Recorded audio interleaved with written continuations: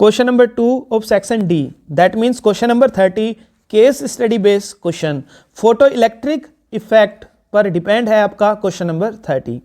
Photo electric effect अगर आपको आता है, उसके लॉज पता है, तो आपको इसको पढ़ने की भी ज़रूरत नहीं पड़ती, फिर भी हमें पढ़ना है।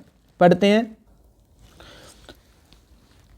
It is the phenomena of emission of electron from A metallic surface when light of suitable frequency is incident on it.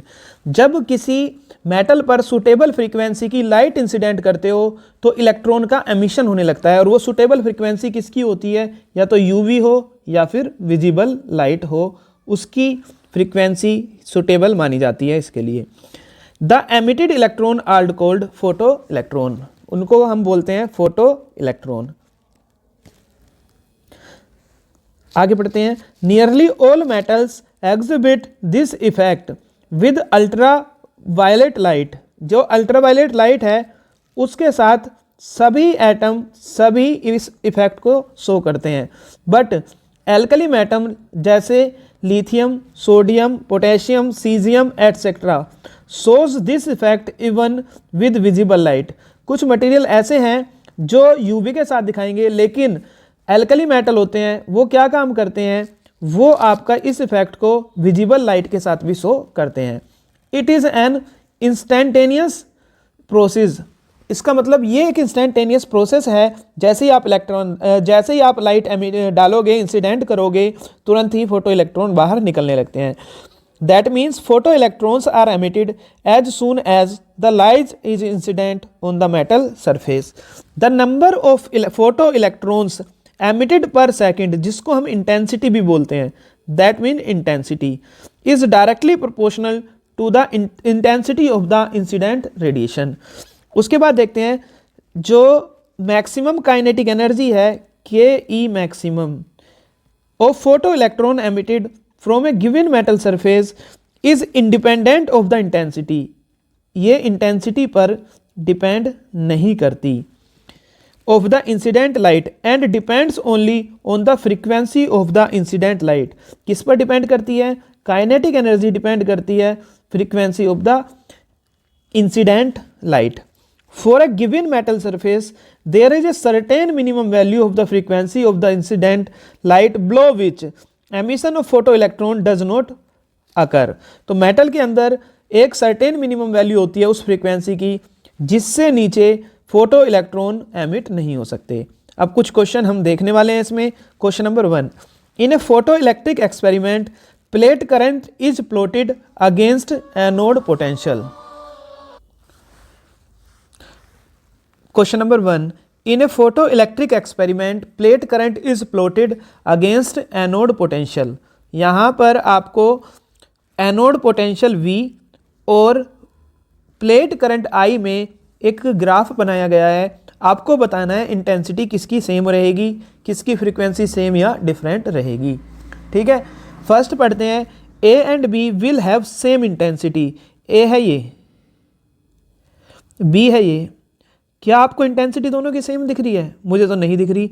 इन दोनों की इंटेंसिटी सेम नहीं होगी, यहाँ पर इंटेंसिटी कुछ और होगी, यहाँ पर इंटेंसिटी कुछ और होगी। तो A और B की इंटेंसिटी तो सेम नहीं हो सकती है, तो आप काट दीजिए। ठीक है, A और B की इंटेंसिटी सेम नहीं हो सकती। दूसरा देखेंगे, B and C will have different intensity. B और C की बात करते हैं। B और C पर देखना आप, ये जो नेगेटिव वैल्यू आ रही है यहाँ पर इंटेंसिटी सेम हो सकती है। यहाँ पर B और C की इंटेंसिटी सेम होती ही है। उसने कहा है डिफरेंट है, तो डिफरेंट नहीं होगा। इधर क्या होगी, सेम इंटेंसिटी, और इधर क्या होगी, different. A and B will have different intensity. A ये है, B ये है, तो इनकी डिफरेंट होगी नहीं। तो फोर्थ ऑप्शन बचता है B and C will have equal intensity. B और C मैंने बताया इधर इंटेंसिटी सेम होगी, while A and B will have same frequency, और A और B की फ्रीक्वेंसी क्या रहेगी, सेम रहेगी। तो ऑप्शन नंबर डी इसका करेक्ट आंसर होगा। उसके बाद देखिए question number 2, photoelectrons are emitted when a zinc plate is. Heat करेंगे, हीट करने पर तो मेल्ट हो जाएगी, ये तो नहीं होगा। हैमर्ड से कुछ नहीं होगा। Subjected to a high pressure का कोई यूज है ही नहीं यहाँ पर।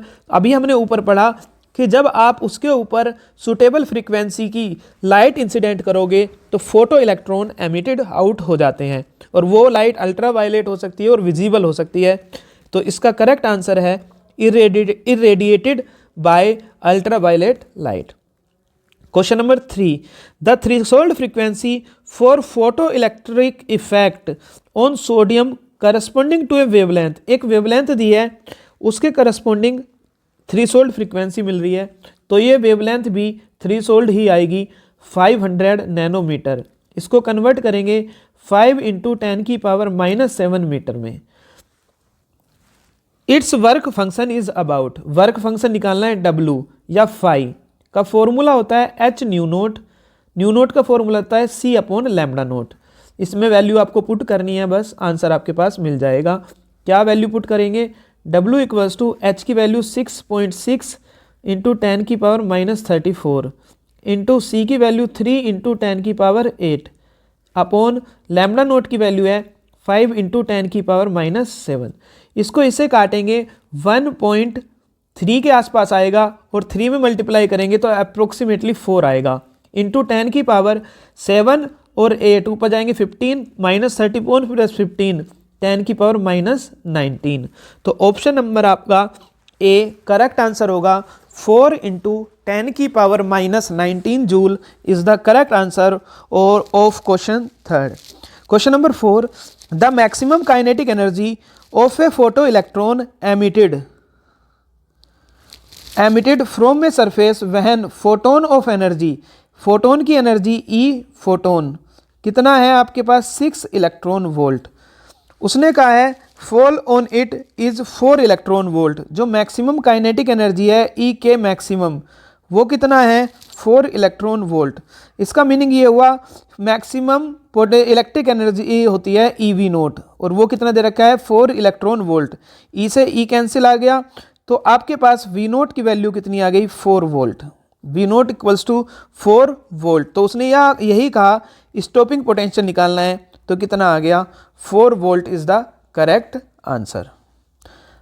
नेक्स्ट पार्ट इसका जो और में गिवन है, the minimum energy required to remove an electron from a substance is called.